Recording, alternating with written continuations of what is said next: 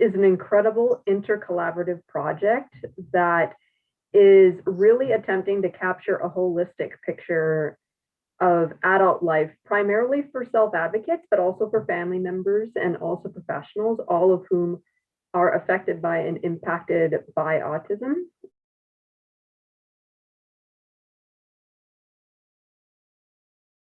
Looking in depth as to what can be done in order to improve the quality of life and in order to not just survive, but just thrive. What concrete next steps can be done in order to improve quality of life? Not just housing, not just employment or this and that. It's those aspects as well as several other ones that make up a good quality of life, such as recreational activities and also respite opportunities too, especially for individuals who really need high support. Having that insider knowledge, and also, as I said, because it is primarily self-advocates that we're aiming to improve the quality of life for them, it only makes sense to have self-advocates play a central role in this and other related projects.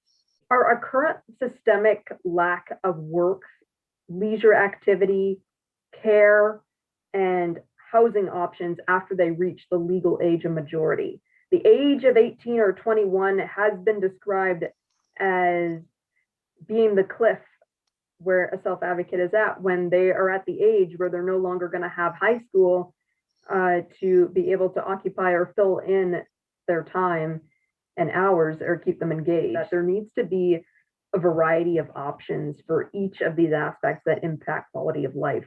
Care, various ways of employment, and also housing, and also leisure and recreational activities. There needs to be a spectrum of services that matches the autism spectrum.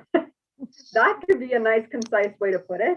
I hope that this project prompts more interest for stakeholders and that they're going to fund more projects like this so that an even fuller picture of quality of life, primarily self-advocates in more areas of Canada, is able to get created, because this is something that's not just being felt in Ottawa.